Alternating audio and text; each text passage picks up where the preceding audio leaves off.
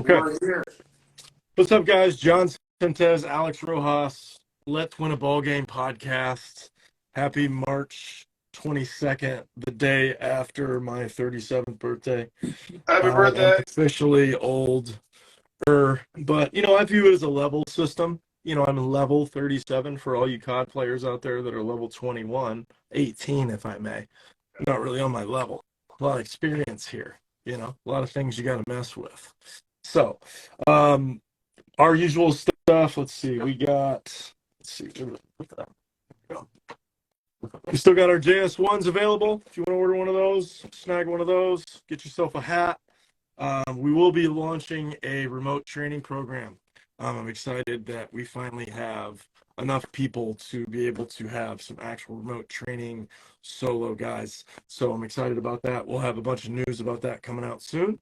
And shout out Mr. Berto on the road, on the grind, out in the Black Sox run, hunting a job, trying to get out there and get seen and get there. He's one of the best lefty hitters I've ever faced, so I'm excited. So good luck to him. I want to give him a little shout out.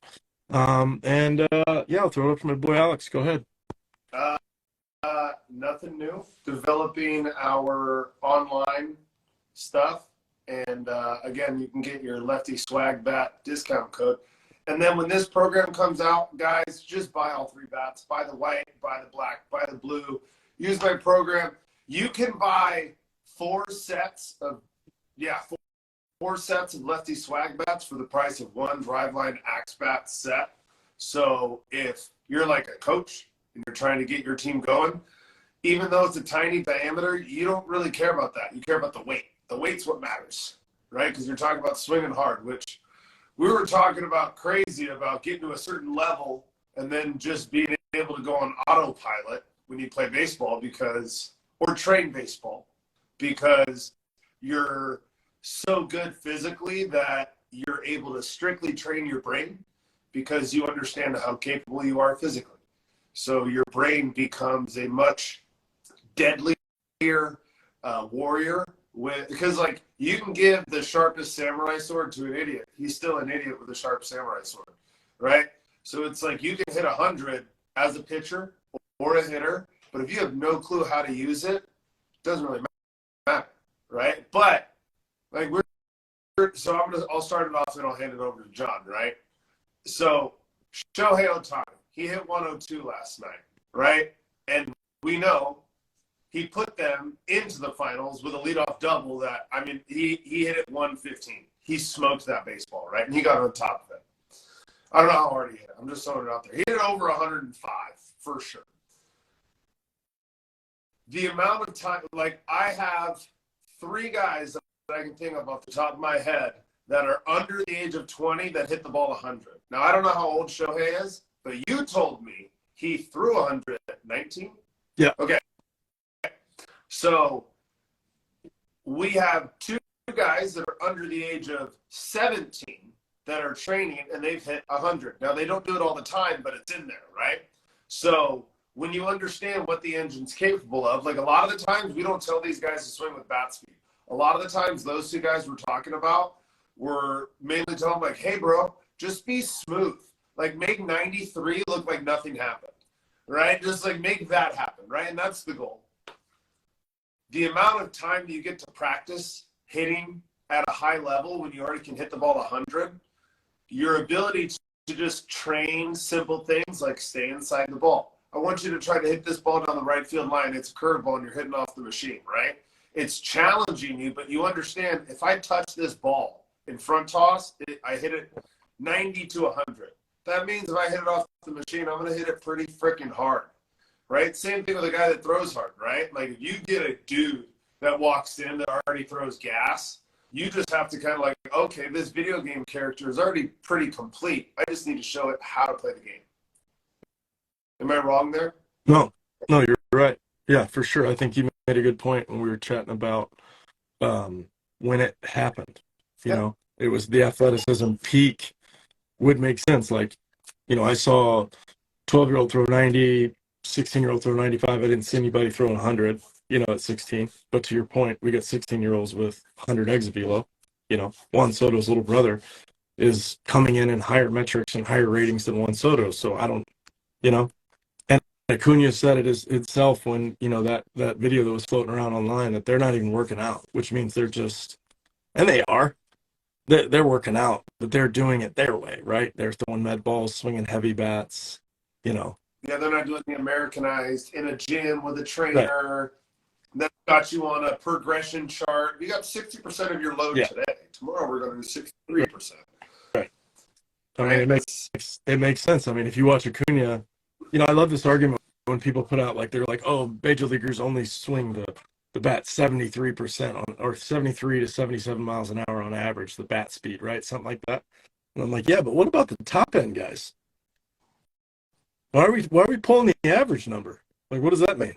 Why don't we look at the best? You know, Yordan Alvarez swinging the bat 95 miles an hour. Like, oh my god, that thing's moving, right? Plus, it's like, what's the bat speed on the home runs and the doubles? Right, and like, let's talk about that. Like, don't give me the average because that just takes account for the foul balls, right, the swings and misses, right? You're just telling me average swings. I can get fooled and take a shitty ass swing. Hey, right? I was swinging I was swinging again. I'm getting back in shape a little bit. I had a 104 with a Beezer bat. I'm getting strong.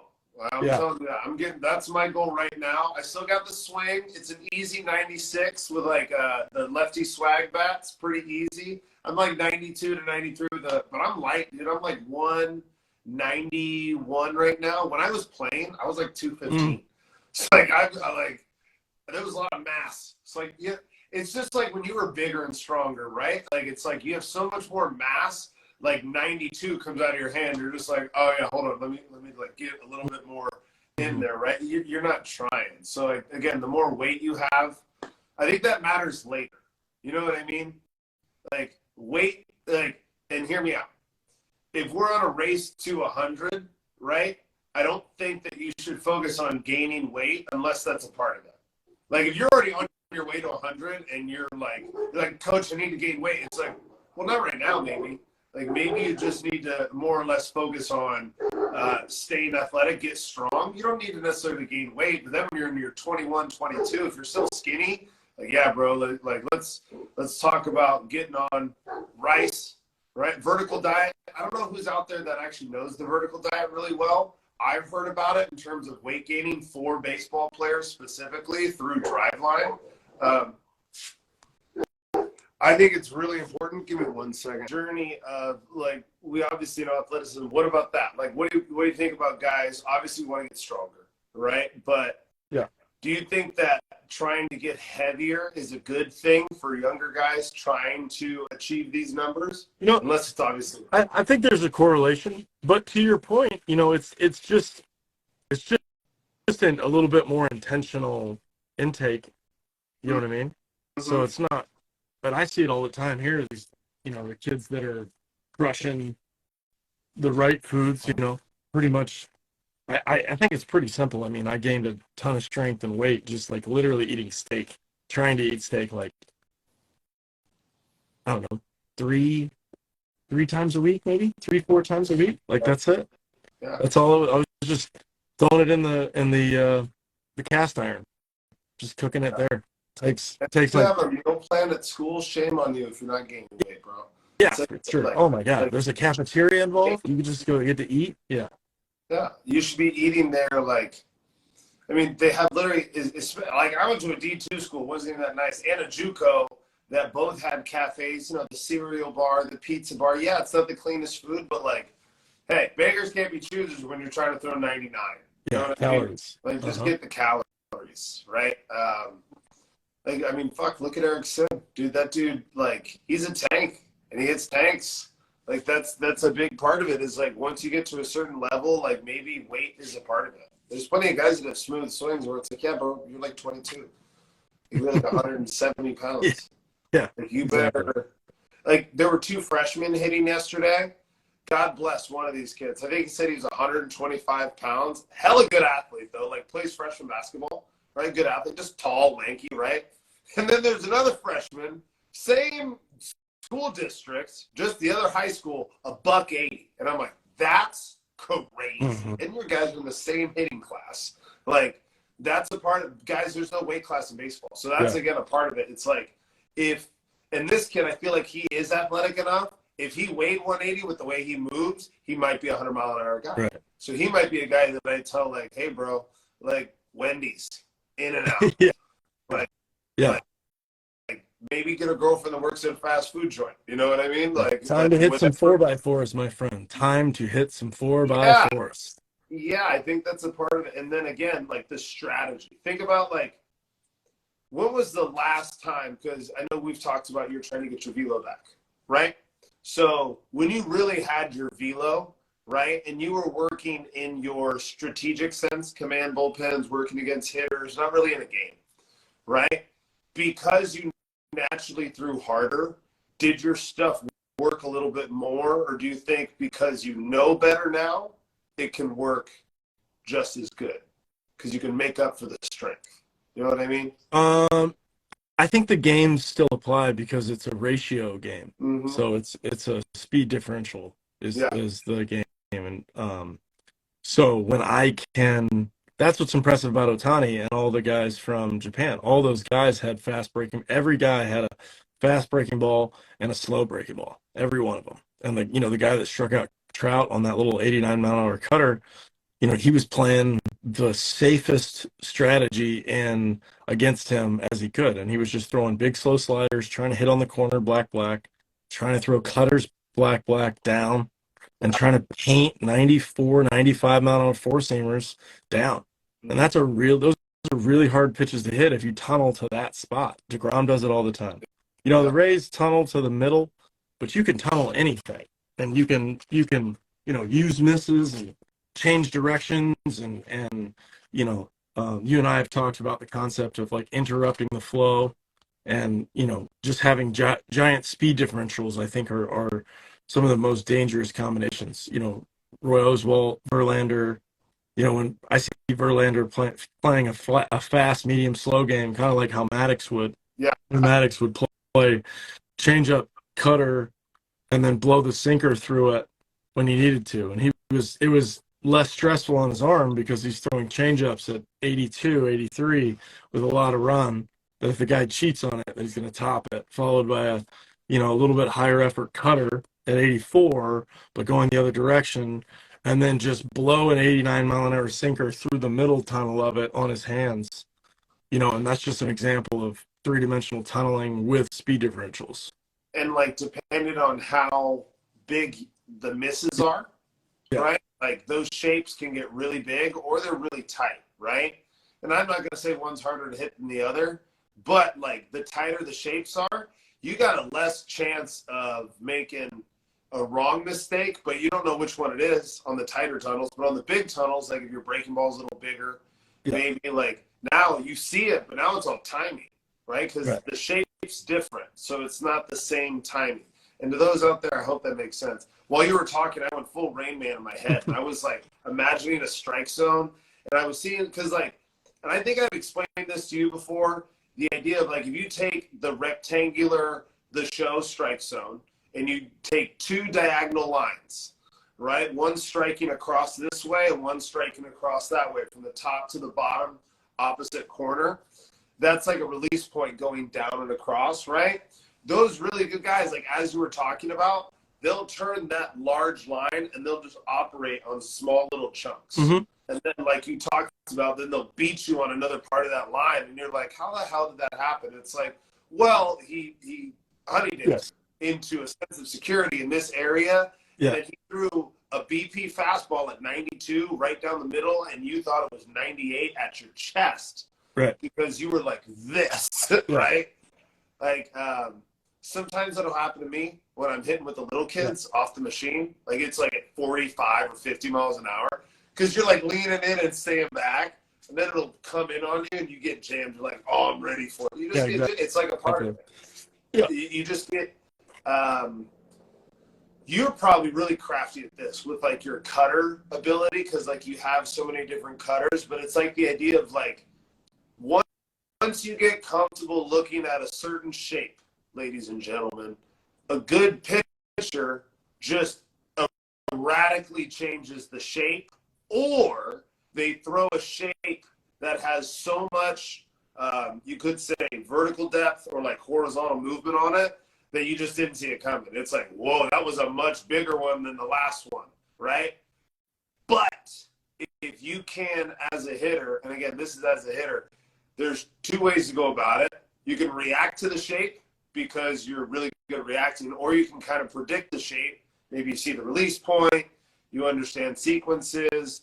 But like these Japanese dudes, like they were drawing the same shape, but then varying the speeds. Yes. But the shape didn't change by much, which is, it's like drawing the same painting with like 3 different types of paintbrushes, and they're all different sizes. It's like, how'd you do that? They don't look any different at all. Yep. It's miraculous, right? They were very impressive in their sequencing. You know, they had a really good game plan. They were very prepared against the Americans. Well, it's all because Shohei came out and just fired him up with that rally speech. Yeah, right. Oh my God. Like, that's aggressive. Like in a synopsis, stop looking at them as your heroes, take them out.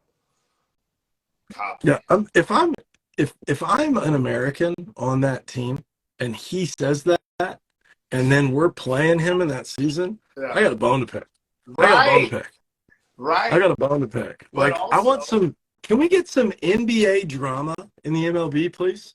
I want somebody to say some shit and us be like, "Oh, let's watch McGregor. Let's watch McGregor." Because the MLB's just propping him up, just like Trout. You know what I'm saying? They're just going, "Ooh, look at this shiny object," and I'm waiting for our boy from Stockton. I'm waiting for Dallas? Nick Diaz of the MLB just to come out like. Yeah. Well, he's out there. He's with just really all due quiet. respect. Yeah. Well, for sure. That was Josh Donaldson, because Josh Donaldson was straight up like, no, just like everybody's wrong. We need it. Like, that's again what Trevor Bauer was, right? Like, it was a guy that was just like, you're wrong. Yeah. And everyone was like, say that again. And then he showed you, and then you were like, oh, wait. Huh. Like, you're probably right. Now, what would be really awesome, again, like what we talked about, is for that shortstop from Japan that hit 4th or 5th behind Shohei or whatever, right? That guy comes over and just O'Neal cruised it, right? Yeah. He just comes in and just like starts blowing people out of the water because they think we need to I think we should have taken that World Baseball Classic more seriously again. I don't think we sent our best. I mean, we didn't throw it. I mean, throw Scherzer. Yo, Scherz. Go do your thing, kid. Yeah. Hey, Clayton. Yeah. He's got his Clayton. got his thing on there, right? Yeah. He's like fucking like you don't even know. Hey, Sonny Gray, you wanna Tristan McKenzie, you wanna come down and just, you know what I mean? Like, they were there, but like nobody I don't think nobody took it seriously. I just think that it's probably so political. What's the big Italian cat from San Diego? Musgrove? Yeah, Musgrove. Yeah. Oh my God. Yeah, right. Like, I didn't see anybody that looked like that. Like, dudes that have been at a big game and just like, hey, bro, like, let's go. Like, I'm ready to run. You can run my ears all you want. I'm here. Hey, DeGreasy. You wanna just end it? Yeah. Like DeGrom goes out, strikes. Hey, if DeGrom is DeGrom and he comes out in the World Baseball Classic game, we might have perfect game alert. I thought that. I was like, dude, like he could. But also that really makes me want to see what the Venezuelans would do, because they don't give a shit. They did not give a shit if you threw 100. Mm-hmm. You know, those Venezuelans and Dominicans, I would have just, all right, let's see how this is gonna go. See, that's such like an interesting part of this. Like, that's where the idea of style makes fights comes in. Right. Like, Japan would not play a fireballer really well, but if you play a guy that likes to spin it, like a Greg Maddux type, I'm not saying that they would rake him, but for some reason I feel like they would make it interesting. You'd be like, why are these guys like doing this? Because that's their style. So you're playing into their style. Right? They were playing 3D pitching, but now they all throw 96 now. So that's fucking wild. Right. 6-7 years ago, they were not throwing 96. They were throwing 91, 93, and now they're throwing 96. And we're saying it's the same dudes, and now they're in their 30s. I'm like, here we go. Excuse me. Yeah. And just like I said on the phone earlier, it was obvious to me that they all looked very Venezuelan in their movements and Dominican. Super. A lot of 1 foot finishes, right? A lot of conyos, yeah, a lot of glove side pull throughs. Like the glove side pull throughs. What was that right hander for the Red Sox for a long time? He had the split piece. He was their closer for a hot second. They had the lefty, Tazawa, and then the righty. He had a nice split finger, but he had this big glove side motion. For sure. But he wasn't as athletic as these guys. Yeah. These guys were like, give me the Kaiser machine. I'm gonna break it. I'm gonna destroy this. Sure. It's like beautiful rotational power. Right. So before because I want to continue about, again, the Japanese, right? What you've said in previous podcasts many times and phone calls, the idea of the Asian baseball culture long bullpen. Not because you can have the endurance physically, but how good are you for how long? Right. Can you throw a 200-pitch bullpen, and when do the wheels really fall off? Really, when do they fall off? Because what's the limit? What's the limit, right? What's the limit, right? I had that conversation with a hitter the other day, and he's 13, and I was like, Braden, we're going to swing probably 200 times today. And he just kind of blinked a couple times. He's like, okay. And I was like, I don't care, about how many hits you really get. I want to know, when you start to kind of crack. And he's like, what do you mean? I was like, when you can't string good swings together, that's when we have to step away and then be able to dial it back in. Because, that's a part of it. It's what if that comes 10 minutes in? We're not going to give up on the session, right? You have to keep swinging through it. And I think we got to, maybe $160, and he had a good session, right? But the point of the matter was, I don't care how really good you are right now in terms of, your velocity. It's just, can you take 160 good swings? Right. That's volume. Hard. You need volume. Yeah, that's hard. Right. Right? Yeah, it's the samurai way, right? It's the how long can you paint, right? Yes. How long can you stay focused on the thing to get through it? Yeah, that's why live at bats to me and just going for an hour is so fun. Because it's an empty the tank, but it's one after another, after another, after another. It's efficient. It's just like throwing a bullpen, but it's just locked in, right? And I just don't think that guys spend enough time in that flow state of mental competition, because it is such a mental battle to stay focused. The flow state of mental competition, right? That's really what it is. That's what your bullpens, not everyone, but if you're hey, this is a bullpen day and you're in the off season, as long as you've got the arm strength to do it, you should be trying to throw these long bullpens. Maybe you don't have a catcher. If you do, buy that dude a beer for sure. If you're underage, buy him in and out, because 150 balls to be caught, that's a lot. So I don't even know how long. John Fields, we should do that. That's a good idea. I'm gonna recommend that to him and see what he thinks about how many total balls did he catch. He's gonna love that. Timer. I want to know what was the time between pitch on average? The whole. I got so many questions. Yeah, because that again is the skill. Yeah, because he catches here all day. He'll catch 10 bullpens. Dude, that's easy. That's easy. 160 in 3 hours. Yeah. Wow. Yeah. So the other thing was, I talked about it with a couple guys last night, and we talked about it on the phone. And there's this book about training dogs called Don't Shoot Your Dog. Now, I'm not going to talk about why the book's called that, but essentially it's called that so you don't get frustrated at your dog, and you learn how to train your dog better. So your body as a human has 3 brains. You have a brain that controls your heartbeat and all the functions that you don't need to really think about. Then you have mammalian. The first one was called reptile. Mammalian is kind of like breathing. You can hold your breath. You can breathe automatically, or you can hold it.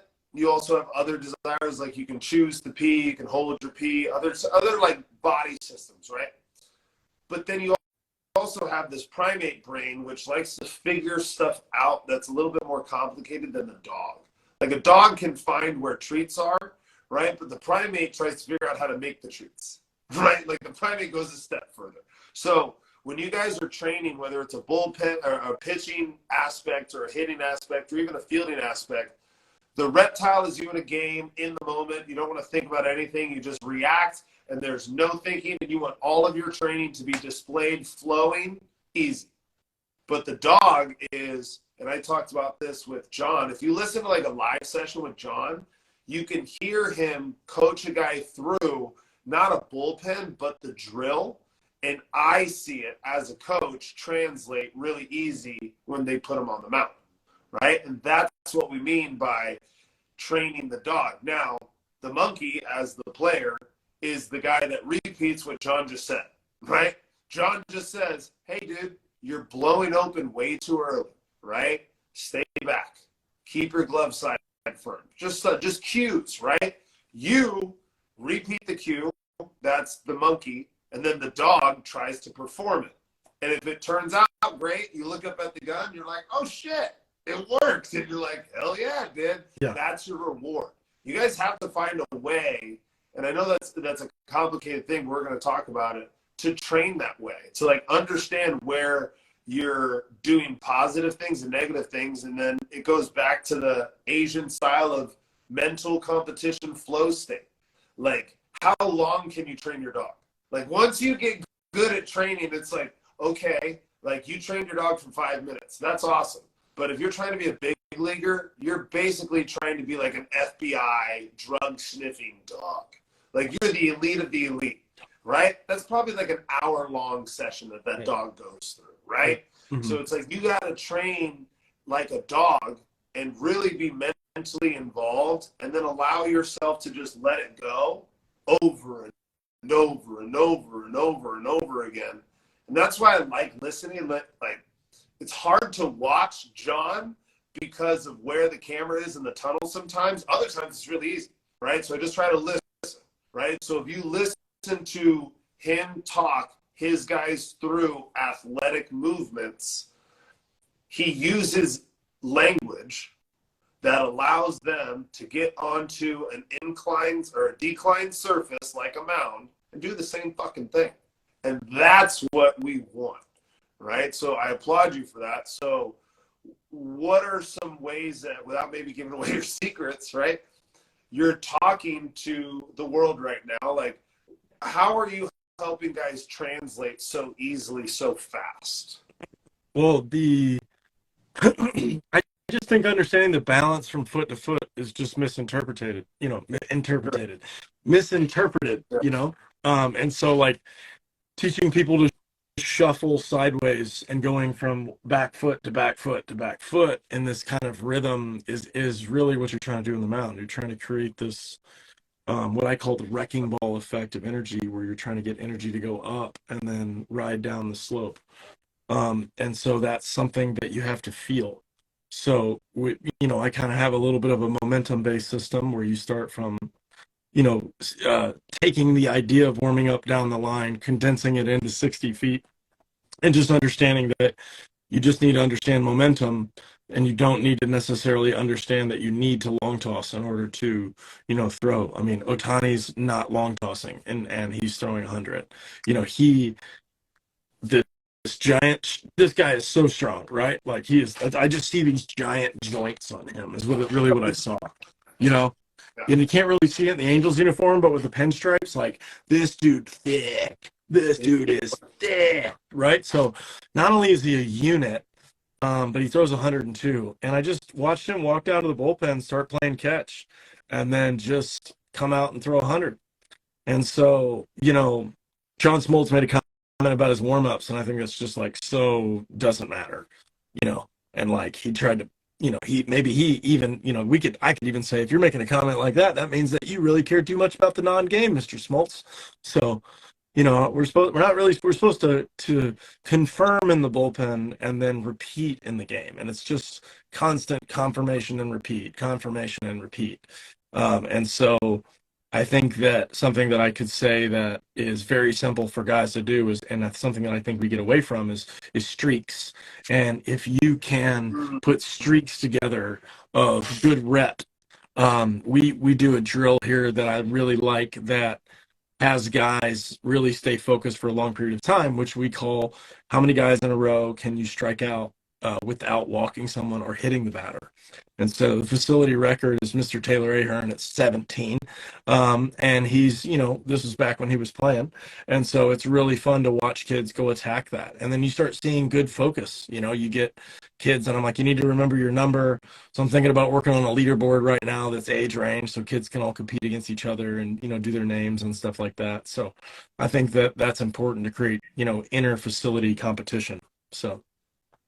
Absolutely. We got a leaderboard. I got updated every couple of months. We just got so many guys. Yeah. I'm actually updating it now. One of the other things that I wanted to ask was when you're trying to like get a guy to then take their momentum and then relay that into strategy, do you ever get guys that lose the ability to create momentum because they try to do too much, maybe strategically? Like they try to spot up and then they change. Yeah, right? Exactly. Yeah. Right. Yeah, the minute, and it just normally that there's, not normally, but there's a ton of factors that go into that. There's anxiety, there's, focus, there's, changed thought process. A lot of times that's what I see. I see where, like, when there's no batter in and you're just trying to hit the spot, like, okay, I'm just going to hit the spot, and then they can do it. And then the batter gets in there, and all of a sudden it seems like the tunnel becomes smaller, and it's more difficult for them to, work towards something they're trying to do. Yeah. So, that's really what I see, where I see the change in a total process. Right. So that's what we're trying to do here. I'm just trying to give, and really you see it with the Japanese last night where Ohtani got the double play ball. That's something that is very underrated in practice. When you're doing live at bats and live situations, it's like you got to teach guys how to get a ground ball double play run first, but you can't simulate that. You have to just do it over and over and over and over again. The non-panic of guy on first. Yeah, we talked about that in our last podcasts. Yeah, so I'm excited, especially with our summer program we're going to be doing, that a lot of these live situations, I'm going to challenge these guys to work on these skills and do these things, and we're going to create a bunch of competitions inside of it just like that, where, even on the hitting side, like how many good ABs, what's the streak for most number of consecutive barrels in a live situation, I think that challenge would take guys through some different kind of processes of development if they could actually understand, like, practicing at a high level and competing and performing at a high level successfully is the most difficult thing to do. And just putting it together. And that's where we watch Trout just get overmatched, my guy. This is why, like, Trout, go to the DR. Seriously, you want to, like, I understand you got a family, right? But you got $400 million. That means you got a PJ, right? Just fly in for the damn game, right? Play a 3-game series. By all means, don't play every day. Play every other day, fly in and out, have the family stand. Like, let's just be smart about it. Family's in Miami, right? Let's just get us set up there, get a nice little compound, fly in for the game, like, just get there at 3:30, right? What's that, like a 90-minute flight? No, I bet it's not even. I bet you it's like on a PJ, I bet you it's like 30 minutes. Like, boom, boom. Yeah, it took you longer to get from your house to the airport, right? Let's just go Floyd Mayweather, right? And let's just go down and compete. Go do your thing. Play your game. Game's over. Peace, love, dove. You can hit me on the press conference in the car on the way back to the PJ, right? Let's just do that. Just make it totally efficient. I got my AirPods. Like Gary V, the shit out of it. Gary V talks about, like, people don't even try to operate. And if you ever watch him, he's like in 3 states a day because he understands, like, how to plan meetings. He's like, well, I went to Georgia, flew there last night through the red eye. We PJ'd it last night from New York to Atlanta. And so when we did that, it was like an hour, right? So I left. The flight was a hard leave at 10:30. And then we landed, and then we hopped in a heli, and then helied to the rooftop penthouse of the Hyatt. I'm in bed by 12, two total hour, because I stayed below the helipad, and all my shit was sent earlier So when I got to, I didn't have to do anything but just show up. I'm like, there's a high level operator, right? That's Come just on, me, my though. Trout. Get on that level, bro. You got that money. You're like $400 million. You got hell of Yeah, dude. Or go full Barry Bonds strategy and just go hire a bunch of minor leaguers and stand 50 feet away and figure it out. Dude, that's like, if there's any way to describe like sparring in like a fight camp, it's like you call guys, it's like, hey, who are you fighting? I'm fighting this 6'4" dude. He's got long ass arms. It's like, I know like 7 of those guys. Bring them in. Bring them all. Yep. And then you figure it out. Like, you just find a way. So, short story to go with that. When my dad was an MMA manager, he knew a fighter in San Francisco that flew out to train with Frank Mir to be Brock Lesnar because he was an enormous human that wrestled. Like, he was 6'6", like 300 pounds, wrestled at Cal State Bakersfield. He was an All-American. Like, he wasn't Brock Lesnar, all right? But he was an MMA fighter that was also a Viking, right? And then he got there, and my dad said there was like 3 of them that looked just like that, and just every day. It was like, I'll take you today for 5 minutes, I'm going to do you for 20. And that's just kind of how he figured it out, right? He still lost, but he won the first fight, but he lost the second fight. But anyways, the idea is, if, like, let's say, who's the best hitter in the AL West now that Jose Altuve is gone for the first 4 months? Well, Trout or Ohtani. Okay, so Trout or Ohtani. Then you would call, let's see, Jacob deGrom. Verlander's gone. I would get, who are the best pitchers on the Astros? Not Lance McCullers, maybe McCullers. No, he's not. Miguel Montero, Valdez probably. Valdez, right? And then from Seattle, 2,800 sinkers at 96 miles an hour and 3,400 bangers. Yeah. You gotta find those 3 guys. They don't even have to be that good. Just one guy that's like, yeah, he's kind of like that. Like, kind of looks like Castillo. That guy kind of looks like deGrom. And that guy kind of looks like Valdez, right?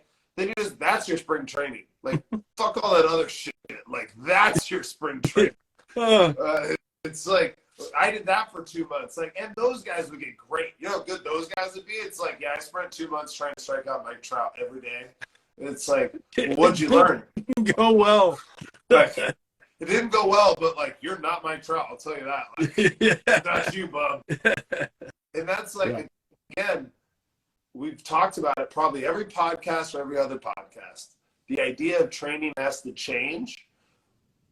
Sure, the mechanics and stuff is all good till you're like 9. And then, like, you got to throw hard and you got to hit hard because, bro, there's a 12-year-old that we have. He might be 13. He is, I think, 6'3" or 6'4". His name's Mikey Lopez.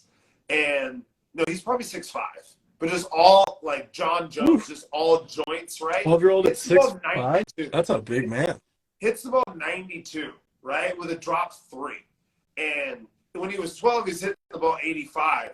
And I was just, like, looking at him compared to some of the other 12-year-olds in his class. And I'm like, what's wild is you guys are on the same Little League field. The same field. So it's hard to compete sometimes. All you focus on is mechanics. And that guy doesn't have to because he goes kaboom when he touches it. It's like, well, how do I do that? You got to get on bat speed. You got to learn how to throw hard. You got to learn how to be an athlete, move fast. Don't be standing still.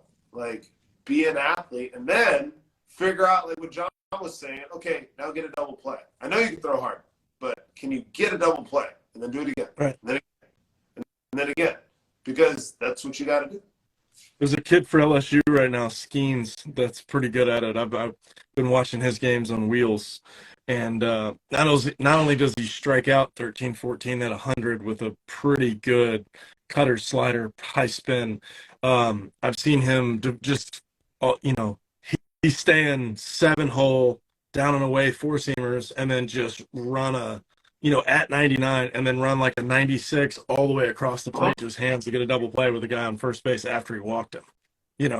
Just like, yeah, that's how that works. That'll be it. And then, oh, thanks, 463. Appreciate you. Yeah, Mm-hmm. you were trying to go with it. Gotcha. Tricked you. Yeah, like that. Oh, gosh, that like this is where I wish. Have you seen that Meta commercial where like the doctor puts on the glasses and you can see the dude's knee? No. Oh, you Yeah, haven't yeah, seen yeah. that? No. You Yes, see that, yes, right? yes, I have. Like Yeah. the firefighter's got like the Power Ranger helmet, like Yes. he can see everything, right? For this conversation right now, if you could just turn around and you could like have this floating image, like I know exactly what Yeah. you mean. But like again, it would be hard without three-dimensional like movement to be able to control it out. Like if you did that on a whiteboard, it still wouldn't look the same because of I know exactly what you're talking about because I've seen these shapes, and I'm not saying you're doing a bad job of explaining it at all. That's not what I'm saying. It's you got to understand what we're talking about. Like he's such a good like he sees the show. Like that's the best way to describe it. Like when you go pitcher's view in the show behind the pitcher and you see the tunnels of the pitches, that's what he's talking about. And then he's talking about making you see things and then doing something else. I mean, in layman's terms, like super layman's terms. Right. That's what he's doing. So to all the people that didn't understand what that was.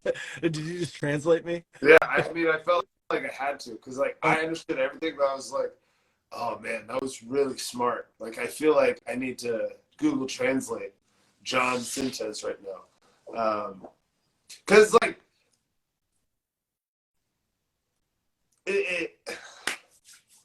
I'm trying to put a final thought together. It doesn't matter. It doesn't matter anymore. I think what you look like once you've achieved a certain age, because you watch these All-American prospects, these youth prospect videos, and I see all these guys like Jaden Stroman, right? And they're like 16. He's just one of them. There's hundreds. They don't look like the 1980s to 2005 version of pitchers. Mm-hmm. These dudes look like they're like going to triple jump off the mound. Yeah. They're really, really athletic. And then they do what you're talking about. And it has nothing to do with being at a standstill. It has to do with being a really good athlete and then understanding like the three dimensions of the game. And then if you could take the wheel here to close this out, how would you tell somebody how to start seeing the three dimensions? Because we talk about it so much, and I think you can do a better job of explaining how to see it. Well, I think that the easiest way would be watching Major League Baseball and understanding. There's a concept that I have to look it up, but and it's going to bother me, but I have to look that up. There's a concept of understanding like what velocity is and how it translates to your eyes. And so your eyes can only see 5-mile-an-hour differences on a particular pitch, especially from the side angle. So if you can imagine the ball going from the dugout, as the ball's traveling, you can kind of see it start going, staying on line or fading down or sharply going down or changing direction. You can see it. You can't see it the best, but you can kind of see it, right? So from the behind angle from your own eyes, as the ball's approaching, it's kind of hard to see that dimension of speed right in there. So that's where when you're watching on TV, you need to understand this 5-mile-an-hour thing, right? And so each piece of 5 miles an hour makes it more difficult for the eyes to see it. And that's why they talk about changeups need to be 10 miles an hour. So that would be 2 pieces of 5, right? And first thing comes to mind every time is Roy Oswalt, right? Roy Oswalt throwing 95, 97 with a 70-mile-an-hour breaking ball, right? That is such a giant differential, but he's also playing a middle game of fast, medium, slow. So the speed range combined with left and right and up and down is three-dimensional pitching. And it's actually a video game concept some of the best guys on the show use all the time because it's just you're playing against human anticipation, right? And so when you use things like music where you can listen to the cadence of drums and then you're boom boom boom boom boom, right? Like these sequences of numbers are human nature, and so when you break the pattern, that's where you can see anticipations and misses inside of three-dimensional pitching. That was really awesome. That was good. Thanks, man. That was good. Yeah. I think that's how we should close. Three-dimensional pitching. Shout out the video game world. Oh, 3 dimensions. That's a huge concept because. Hey, and we got to figure out some dates, so I can come up there and we can run a live at bat clinic up at TPC. Oh, yeah. I think in the summer it would be a blast. We could get the families together, see what we can do. How old's your daughter? She's a little over. I can officially say she's 13 months. Wow. Feels like just yesterday. Yeah, for sure. It Wow. sure does. And she's walking and talking, and she's smart, gorgeous, dimples. Yeah. She's gonna be a looker. So hey, she plays softball, dude. Matt Rose, I know a guy, 5-tool coach up here. Dude, it's actually a last little story. Watching him watch his daughter on the live stream is so awesome because it's he'll be flipping and then she'll get a double play and he'll stand up let's go, start flipping and I'm that's tight. Yeah. That's pretty tight. I know I'm excited to be a fan for my kid. And then he goes back. I always see the dads, but here's a PSA, right? Dads, okay? I'm talking to you. Moms too, but when you're going to the kids' game, right? They really just want a fan, yeah, right? And so, my dad was very good at being hey, that curveball, you made that kid take a poop in the box. And I'd just be yeah, that was good, right? And that's that's a good example of a parent, trying to find the positive in the situation. Still lost the game, right?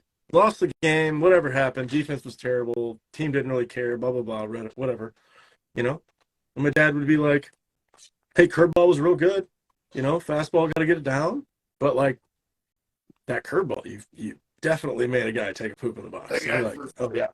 I'm yeah, I think I remember that, right? He'd be white shoes? He's yeah, white shoes. White shoes. White shoes. Light flashed right before his eyes. And I'm yeah, sick. You know what I mean? Brown pants. Yeah. So, yeah, I mean, just be a fan of your kid, whatever it is, whatever they do right. Don't jump immediately into the negative. It doesn't matter. Who cares? Who cares? Don't just be well, you walked 4 guys. Shut up. Right? What if he walks 3 and then K's the next 3 up? Right. Let's go. Right. And every time I tell a parent, did anybody score? They're no. I'm great job. That's the hard one. That's the hard one, but guys.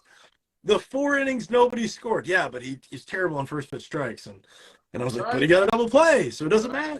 There's just such a good counter to the whole thing. And they were well, how'd it go? Well, they hit 4 balls, 380 to the gap and scored 6 in 1 inning. So not very good. Not good. Not a good day. What do you think it was? Probably a lot of hittable pitches. Probably very straight. Throwing it really right in the middle, not a lot of shape to it, just a lot of right at you. So, all right, buddy. Well, let's get to it. Appreciate you. Go follow my guy. If you're up in NorCal, hit him up. He's at TPC. Go get one. Go get a program that puts you up 20 miles an hour, like my guy. He's just, my guy's over here just dropping knowledge pieces. I can't wait to see the documentary coming out on it. So. Well, I've been playing a close hand because I wanted to make sure it worked. Yeah. And now I'm pretty confident that it works. So if you're in NorCal, dude, come check it out. Yeah, sounds good. I can't wait to get you and Burrow hitting together. I think that would be And we got phenomenal. new baseballs. We got new baseballs. What's the exit velo difference there? We don't know yet because they're coming in. We haven't even got them. Oof. But they're slowly trickling into every class because it's a slow thing, right? You can't just bum rush. Right. Next thing you know, people start sealing pearls. You're where did the 20 baseballs go? Yeah, right. I buy them 10 to 12 dozen at a time, and I just rotate them from the pitching basket. Yeah, right? that's what he's doing. That's what Jason's doing, pretty much, right? Come on, Jay, let's talk, big dog. Let me help you. So, but I do want to say the difference between a high school baseball those are like, 4 years old. It's been hit maybe like 9,000 times. And then like a pearl that's been hit like twice. Oh, yeah, for sure. Like, That's why everybody talks about the idea of big league balls, because they're just, yeah, right. They haven't been hit, so they go further. dude, And now that we know they're juice, sick. yeah, Definitely. way easier. Anyways, thank you so much. This was so much fun. 3 dimensions. Great Yeah. ending. I'm gonna try to plug this into some of that AI that I sent you too. So hopefully we'll get some good stuff for us, Heck yeah. Hey, tell that AI, what's the solution to hitting Shohei Ohtani? Oh, I'm gonna ask it right now. Here we go. Chat GTP. Let's see if it works. What's the solution to hitting, how do you spell it? SHEOTI? I don't know. Yeah, What? your guess is as good as mine. Show. Hey, oh my God. I think it's SHOHEI OHTANI. SHO? SHOHEI OHTANI. Shohei Ohtani. Beautiful name. Oh my God. Wow. I don't think that's it. Fuck. Got it. Okay. Here we go. Just need the Google for the spell check. Okay, here we go. No way it has an answer. There's no way. I'll laugh. Let's see what it says. Stay back. What's fun about Shohei Ohtani? What's the solution hitting Shohei Ohtani when he is pitching? Question mark.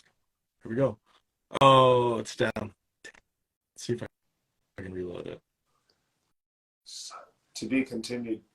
Hold on. There's a sec. We might have a chance here. Here we go. Loading, reading, populating. Shohei Ohtani is a talented two-way player who is both a strong pitcher and hitter, making him a challenging opponent to face. As an AI language model, I don't have the access to real-time data to access performance, so I cannot provide specific strategies to hit him. However, here are some general tips to help hitters. Study his pitching tendencies. Often Ohtani, maybe, this is wild. So study his pitching tendencies. Stay patient at the plate. Look for mistakes. Be aggressive. That's the fourth one. Overall, hitting Ohtani is a difficult task, but studying his tendencies and staying patient, looking for mistakes, and being aggressive, hitters can increase their chances of success. Wow, ChatGPT really bringing a strong strategy. Let's see. Can you go into more detail? That was so well done. Like, yeah. I love this thing. This thing's awesome. I asked it, can you go into more detail? Let's see what we got here. See, this is riveting. Certainly. Here are some additional details and specific strategies that may help hitters when facing Shohei Ohtani. Number one, study his pitching tendencies. Okay, we did this, right? That's hilarious. So yeah. Oh, review the video footage of his past game. Track the sides of the plate that he throws the ball the most to. Yep. Track the certain counts to the certain pitchers. Track the pitches and certain counts with the hitters that match your type. That's what it's. Wow. Say that one more time.